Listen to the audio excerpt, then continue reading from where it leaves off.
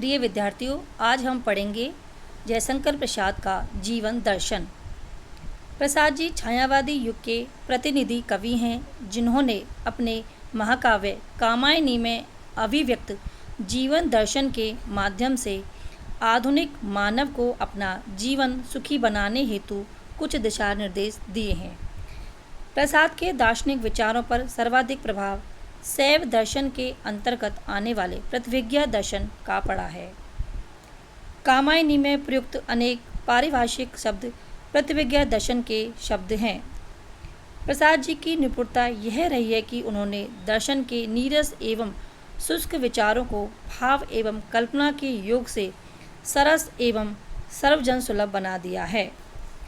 कामायनी के दार्शनिक विचार व्यावहारिक हैं, जिन्हें अपनाकर मानव अपने जीवन को आनंदमय बना सकता है। जयशंकर प्रसाद के दार्शनिक विचारों की अभिव्यक्ति हम निम्न शीर्षकों के अंतर्गत कर सकते हैं। सबसे पहला है नियतिवाद। शैव दर्शन के 36 तत्वों में 11वां तत्व नियति है। नियति एक प्रबल शक्ति है जो संपूर्ण संसार का नियमन करती है। नियति के अखंड शासन में ही संसार के समस्त क्रियाकलाप संचालित होते हैं। कहा भी गया है, नियति चलाती कर्म चक्र यह एक ऐसी अदृष्ट शक्ति है जो कर्मानुसार मानव जीवन का संचालन करते हुए उसके कल्याण का विधान करती है। यह संसार के दंभी, अहंकारी और अत्याचारी व्यक्तियों को अपनी प्राकृतिक शक्तियों द्वारा उचित दंड देकर उनका नियमन करती है। अहंकारी, विलासी, दंभी, अकर्मण्य देव जाति का प्रलय द्वारा विनाश इस नियति नटी ने ही किया। शैवागमों में नियति का नियंत्रण जीवात्मा तक ही माना गया है। शिवत्व की ओर अग्रसर जीव इसके बंधन से मुक्त हो जाता है। कैलाश शिखर पर पहुँचे जब मनु कहते हैं कि निराधार है किंतु ठहरना हम दोनों को आज यही है, नियति खेल देखूँ न और अब इसका अन्य उपाय नहीं है। नियति परमात्मा की वह नियामिका शक्ति है जो समस्त विश्व का शासन एवं नियंत्रण करती है।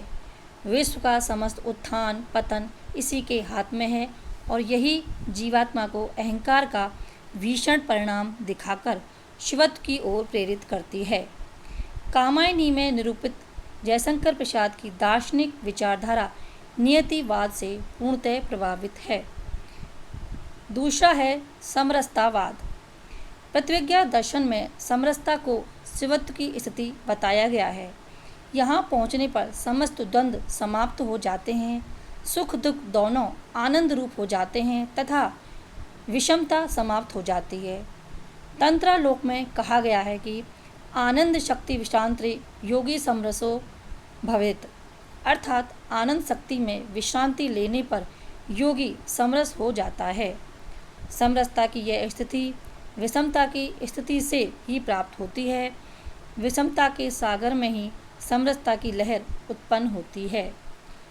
प्रसाद की कामायनी में श्रद्धा मनु को यह रहस्य समझाते हुए कहती है, नित्य समरसता का अधिकार उमड़ता कारण जलधि समान, व्यथा से नीली लहरों बीच बिखरते सुखमणि गण द्युतिमान। यह भी उल्लेखनीय है कि प्रसाद की विषमता और उससे उत्पन्न दुख को उस परम शक्ति भूमा का वरदान मानते हैं, अभिशाप नहीं। विषमता की पीड़ा से व्यस्त हो रहा स्पंदित विश्व महान, यही सुख दुख विकास का सत्य, यही भूमा का मधुमेह दान। प्रसाद जी का मत है कि जीवन में आनंद प्राप्त करने के लिए मानव को सभी क्षेत्रों में समरसता स्थापित करनी चाहिए। सुख और दुख की समरसता, हृदय और बुद्धि की समरसता तथा इच्छा, ज्ञान एवं क्रिया की समरसता करने पर ही जीवन में आनंद की उपलब्धि होती है।